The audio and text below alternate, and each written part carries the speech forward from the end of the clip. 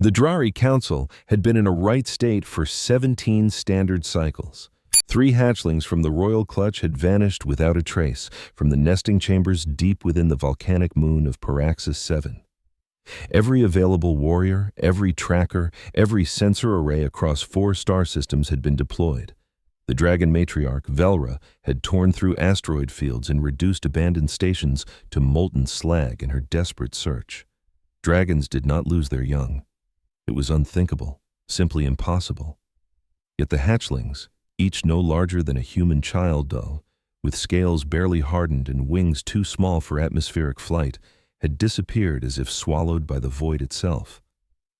Velra's roar could be heard across subspace channels, a mother's anguish that made even the hardened mercenaries of the fringes pause in respect. The Interstellar Commonwealth offered assistance. The Zinthari Collective sent their best hunters. Everyone assumed the worst: slavers, black market collectors, or perhaps something more sinister. No one thought to check the human engineering outpost on the edge of the system. Arthur Penwright wasn't even supposed to be on Britannia Outpost. Technically, the station had been decommissioned 6 months ago after the terraforming project was completed, but Arthur, being Arthur, had requested permission to stay behind and sort out a few bits and bobs. Those bits and bobs had turned into a full renovation of the station's environmental systems, because he couldn't stand the thought of leaving such a lovely bit of kit to decay. He worked alone, which suited him down to the ground. Humans were still relatively new to the galactic community, only 70 years since first contact. And Arthur preferred the company of machines to the judgmental stares of species who considered humanity little more than bolshy, short-lived primates who'd stumbled into faster-than-light travel. It was during one of his routine checks, just giving the lower loading bay the once-over, that he first heard the sound. Scratching, whimpering, the kind of desperate, frightened noises that cut right through his concentration and triggered every protective instinct his species had spent millennia honing. He found them huddled behind a stack of storage containers, scales dulled with stress, eyes wide with exhaustion and fear. 3 dragon hatchlings, no bigger than house cats, their wings trembling as they tried to make themselves smaller. Arthur's first thought wasn't, "How did they get here?" or "What are these?" His first thought was, "They're freezing." Dragons were supposed to thrive in heat. These 3 were shivering. Without a second thought, he took off his insulated work gilet and wrapped it around the smallest one. The hatchling made a sound, half chirp, half purr, and immediately burrowed into the fabric. The other 2 followed, clambering over each other to press against the warmth. "Right then," Arthur muttered, his mind already working out what to do. "There we are. You're safe now. Let's get you properly warmed up." The station's environmental controls weren't designed for Drari physiology, but Arthur made it work. He converted one of the storage rooms into a makeshift nest, rigging up some heating elements and radiant heaters to recreate the volcanic heat the hatchlings needed.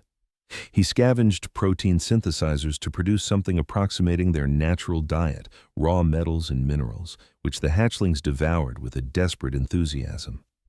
But the oddest thing, the thing that made Arthur wonder if he was going round the bend, was their attachment to him. The hatchlings refused to settle unless he was in the room. They'd cry out with heartbreaking, keening sounds whenever he tried to leave. And at night, when exhaustion finally forced him to get some sleep, they would climb onto his chest, curling up in a pile of scales and tiny claws, their body heat sinking into his own. Arthur couldn't make head nor tail of it. He looked up what little information humanity had on Draknari biology, but found nothing to explain this behavior.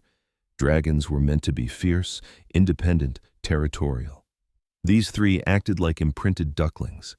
What he didn't know, what no human knew yet, was that dragon hatchlings bonded not just to heat, but to heartbeat patterns. And human heartbeats, with their steady, persistent rhythm, triggered something primal in the young Drari. A recognition, a trust. Humans, it seemed, had the same cardiovascular signature as ancient Drari nest guardians, extinct for 10,000 years.